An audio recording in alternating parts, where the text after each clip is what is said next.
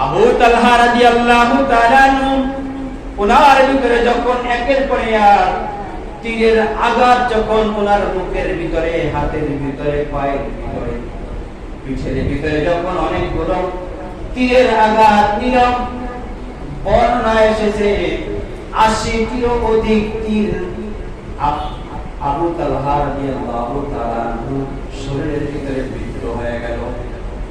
কয়টা তীর? 80টিরও অধিক তীর এবং তরবারির আঘাত যদি একজন মানুষের শরীরের ভিতরে লাগে, তাহলে বুঝেন কি যন্ত্রণা থাকতে পারে, কি কষ্টদায়ী না হতে পারে। কিন্তু রাসূলের সামনে দাঁড়িয়ে কি বলছে, ইয়া রাসূলুল্লাহ, ইয়া হাবিবাল্লাহ, ফিদাকা নাফসি, ফিদাকা নাফসি, আমার জান আপনার উপরে কুরবান হোক, আমার মাল আপনার উপরে কুরবান হোক।